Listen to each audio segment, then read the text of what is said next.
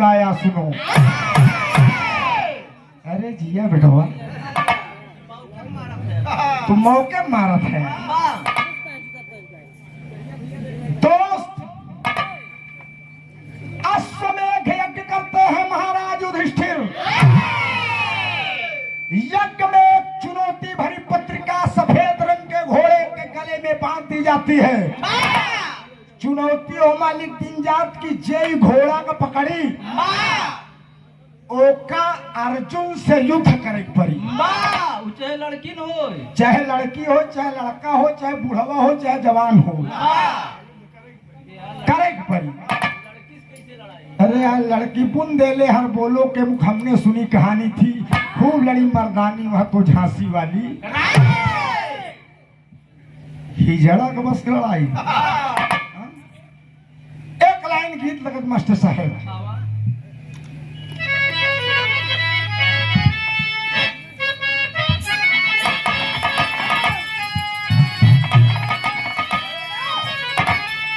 ज्योति रामदेव गुरु जी को ओरिजिनल चीज है। रामदेव ना हो जावा हम रामदेव ना हो पाए। नकल की जा सकती है लेकिन बराबरी नहीं की जा सकती। एक लड़की है लड़का का एड़ के hello dear please come here. लड़कवा कहा यार लड़की वो अंग्रेजी बोले लड़कवा बोला इसका सुनो मैं तुमसे कुछ कहना चाहती हूँ।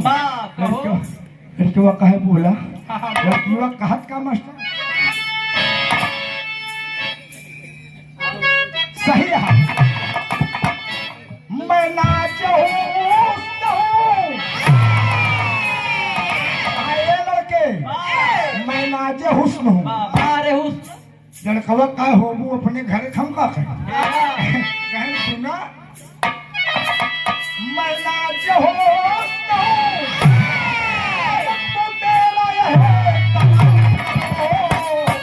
अरे जवानी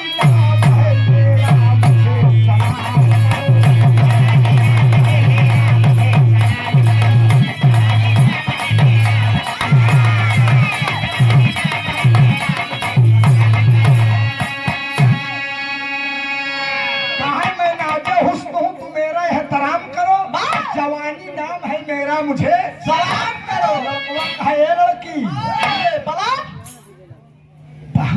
बोला था तनी हमारा सुना तो का सलाम करा लेकिन सलामो करब हाथों जो लेकिन एक ही हमारा तो से काम वाला कहा का मस्त। अरे तुम्हें सलाम करो तुम्हें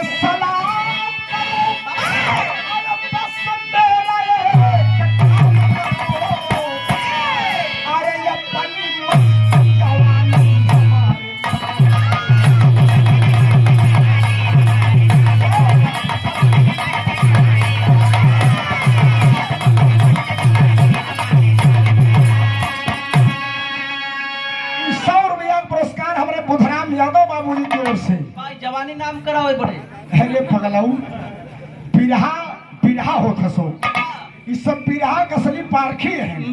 बिया नहीं बिरहा सुनने के हैं यार बिरहा एक जोड़ नहीं लगा तब वही तरह वहां काम कच्चा हो जाता। इस 100 रुपया बहुत प्राण लेकिन भाव दिया गया क्या। अरे तन है मानो का मनाई तन पाए तन है मानो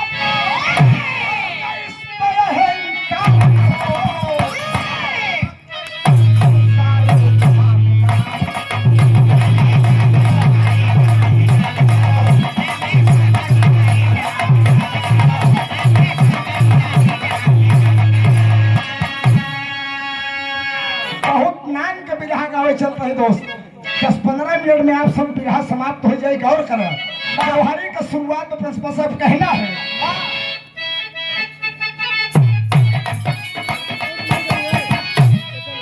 घोड़ा पांचों भाई छोड़वाए दे घोड़ा चला जाओ तो पीछे पीछे धनुष बाण चढ़ाए अर्जुन चला जाता है। जे को घोड़ा पकड़ी फिर आज होकर खैरियत नहीं बढ़ जौहरी लागत मास्टर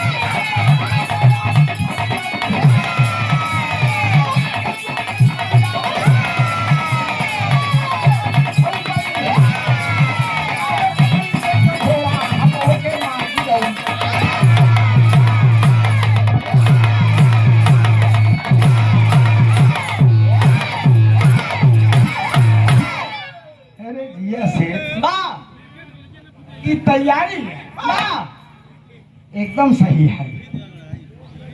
जब यार लड़के तुम्हारी हाली है, वाह तू जवान हो जाए धरती खोद दोगे।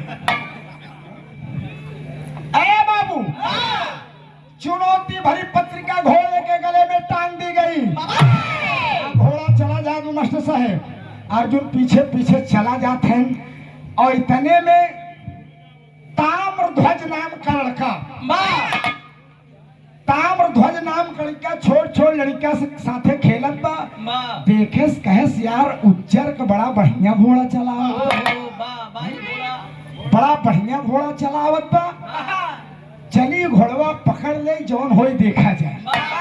उ ताम्रध्वज बाबूजी दौड़ के घोड़वा को पकड़ ले। अर्जुन कहने लड़के लड़के, अरे ये घोड़ा बड़ा करामाती घोड़ा, इसके गले में कुछ लिख कर टांगा गया है, तुम्हें पता है? ताम्रध्वज कहे टांगा हो का भो, कहन का भो नहीं, हम चुनौती की वजह घोड़ा का पकड़ी होका अर्जुन से तो करे पड़ी। नाम कड़ी क्या कही कौन बड़ी बात, अरे लड़ाई करे पड़ी ने, घोड़ा हमका मिली ना। अर्जुन कहने यार नान के देखे में लागत बा और छोटी मुंह बड़ी बात बोलत बा, तो मास्टर साहब टेढ़ी लगत बा। अरे मोरे राम, लोहा के आगे पत्थर का करी, अरे लोहा के आगे पत्थर, लोहा के आगे पत्थर का करी, अरे कर्जा पीर बहादुर चांद बच्चियां हो भागी, हो भागी।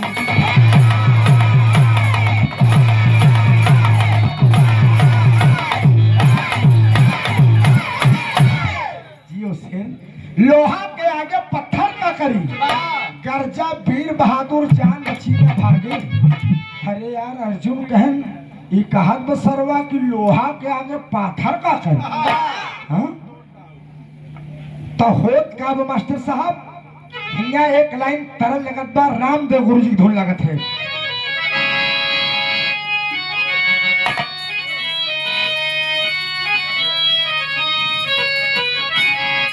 मेरे दोस्त जब घोड़ा पकड़े बा, अर्जुन कहे छोड़ दे बड़वा घोड़ा, ज्ञान करी क्या तुहार खाए खेले कुमार तू लड़ाई कर दे। ताम्रध्वज कहे तू है अर्जुन है, हम तू जितना बड़ा बहादुर रहा तुहार पूरी खतौनी हमारे पास है। अर्जुन कहे नहीं सरवा कहा तो खतौनी हमारे पास है, नक्शा नहीं घूमता कहा तर्जिया का लाइन।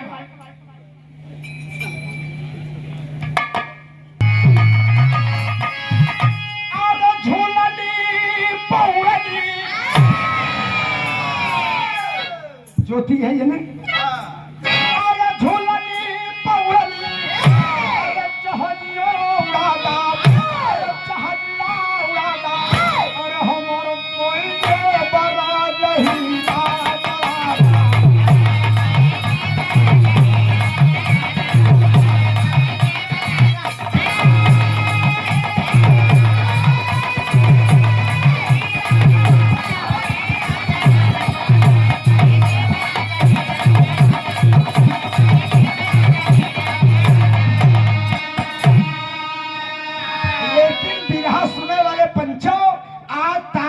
अर्जुन से क्या कहत बा,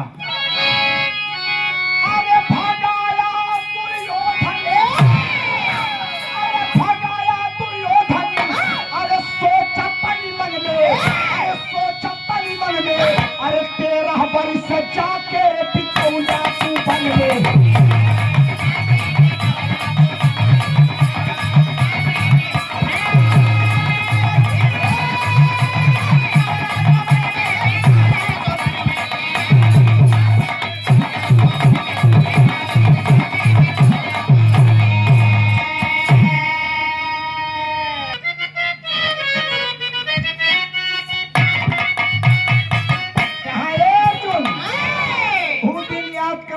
घोड़ा छोड़ कहा था कि हमसे का लड़ाई कर दे, कहा भगाया दुर्योधन सोचा तनी मन में 13 वर्ष जाके बितौलिया तू, कहा 12 वर्ष के वनवास और 1 वर्ष के अज्ञात, वह समय तुहार मोछंदराई कहाँ गई रही कहत का बतान ध्वज अरे कहाँ गई रही अर्जुन तो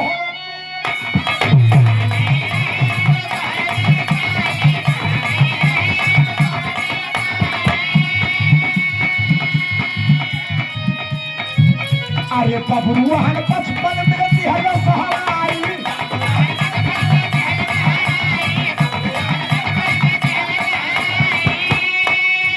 कहाँ बबरुआ बचपन में धोखा पराजित कर दे रहा है आज बड़का वीर बना कहे न रे यार इस सर्वत कुल हमार पोलिए ही जाना हाँ? तब तामन 2000 से का कहा था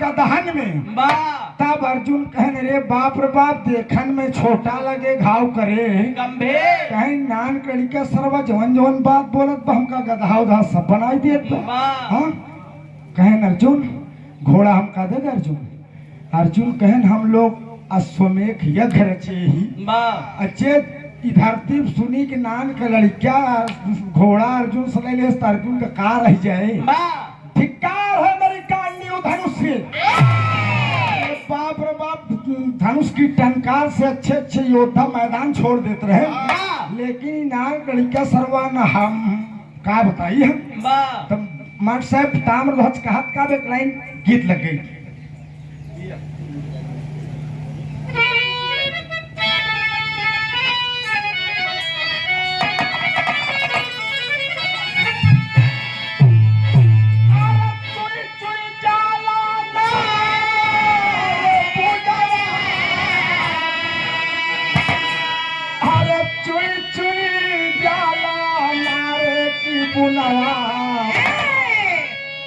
चुई चुई जाला ना पिपिया मोरा राजा मोरा जाई के बसला तेरा पुनावा रे पुनावा चुई चुई जाला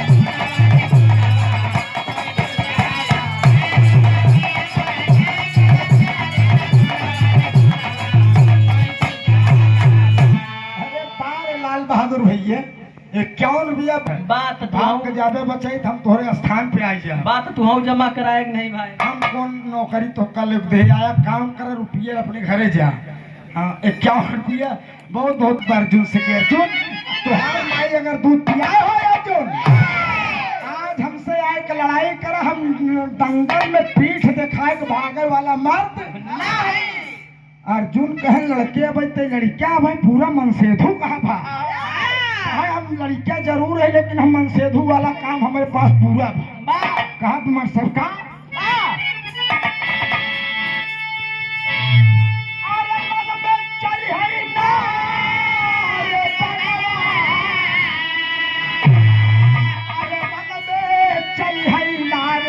बनवा वन में चली है ना पारत है तो पारत है सोचैया पाले बनावा रे बनावा वन में चली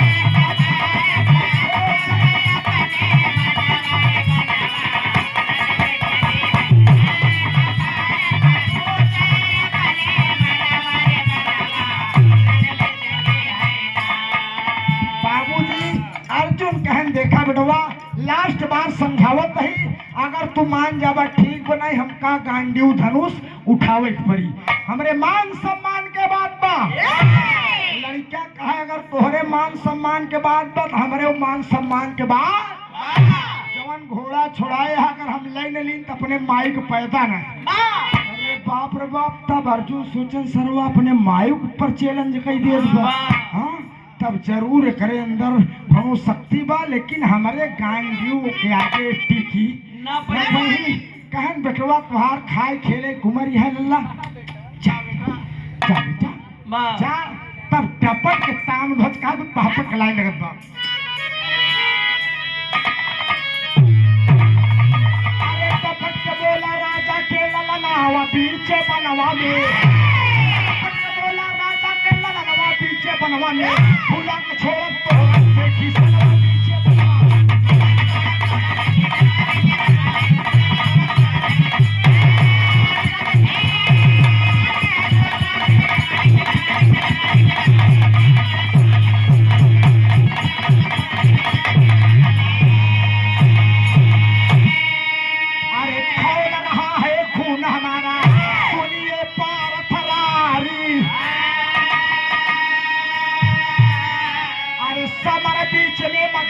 भाई सुनिया अर्जुन धनुधारी, अरे बल के अंदर काट ले बकर तनवा पीछे बनवा में, बल के अंदर काट ले बकर तनवा पीछे बनवा में, तक छोड़ सारा से खिसनवा पीछे बनवा।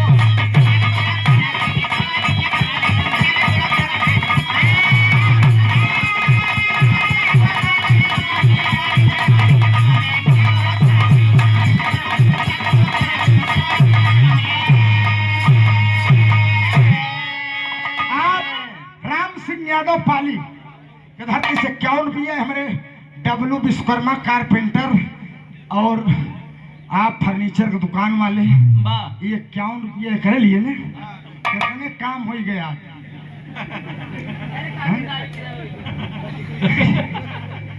अरे यार काजू बादाम का तू वही रे गवैया के साथ है यार, तो का दूध मठा कमी न रहे। हाँ काका भतीजा अपन जमाए रहे। डब्लू भाई चेला ठीक है ना, ठीक है हाँ तब सही है। धीरे कदर जौहरी करता है, बहुत बहुत प्रणाम है। सवेरे का बयान बयान कान कर हम बिया करब कब है। अरे बाबू रन के अंदर काट लेब गर्दनवा बीचे बनवा में, मिटा के छोड़ब सारा सेखी सनवा बीचे बनवा में। तब अर्जुन से बर्दाश्त नहीं भपंचौ, वह गुस्सा में अपन गांडीव धनुष उठाए और धनुष पार चढ़ा के लड़के जब गांडीव धनुष उठाए तो नान के ताम्र ध्वज पंचौ, नान के धनुष और नान के बाण तुहो धनुष पे बाण चढ़ाए ले अर्जुन। तुहार माई अगर दूध पियाए बा तो ताम्र ध्वज के माई दूध पियाए बा, हम तो से हारे वाला नहीं है। अर्जुन सोचे लगे कहने आई सरवा हर बतिये चैलेंज करत बा, हम तो से हारे वाला नहीं है। अरे काई अमृत तू घूट पी के आई बे। लड़ाई शुरू हो गई मास्टर, आल्हा कलाई लगत बा।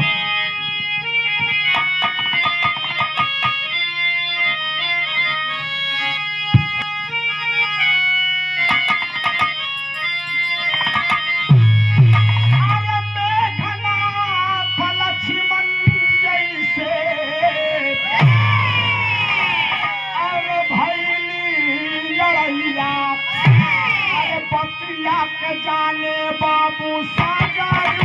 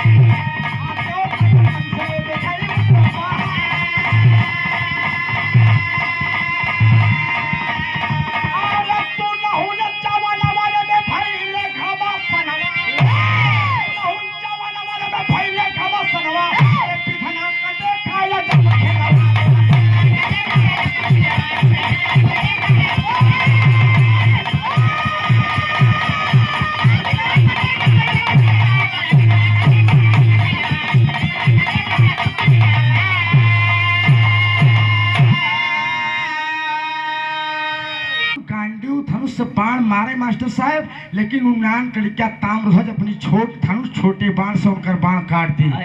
बाबूजी मारते मारते बाण चलाते चलाते बाबूजी अर्जुन धराशायी हुई, जमीनिया फहराई पड़े। जमीनिया जब फहराई पड़े तब दुनिया का मालिक आनंद कंद मुकुंद मुरली मनोहर कन्हैया कहे, मेरे बाप रे बाप, बाहर मेरे सखा अर्जुन, तो कह तनी बड़ी बड़ी आपदा से हम बचाए।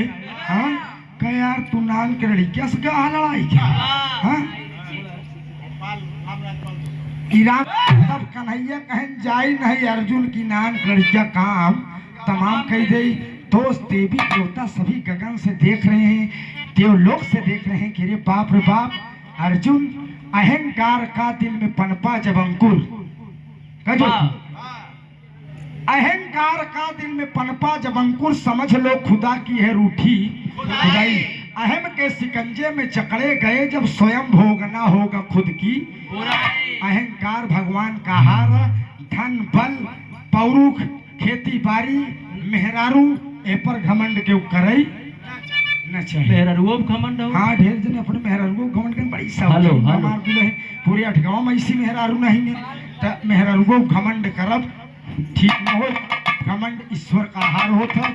आन के रानी ने अपन कानी कहना है दोस्त, ताम्रध्वज पराजित कर दिया अर्जुन को। कन्हैया भगवान आवत है, विरह का आखिरी प्रमाण है।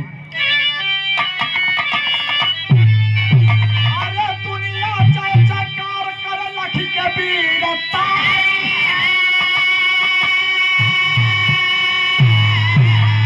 अरे ताम्रध्वज अर्जुन के, अरे ताम्रध्वज अर्जुन के बिहार साराई हो।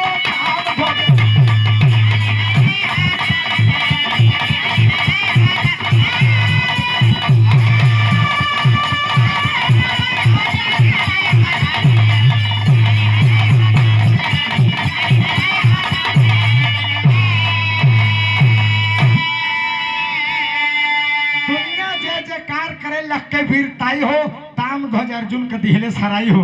बिरहा सुनने वाले पंचो तब मुरली मनोहर कन्हैया प्रकट हुए, कहन कस बड़ा बहुत बड़ा सुमेघ है गिरचे रहे। हाँ कहा हमरे गांडीव धनुष और बाण के आगे धरती कोनो वीर टिकट न पाई। मैंने कर्ण जैसा योद्धा का वध किया है।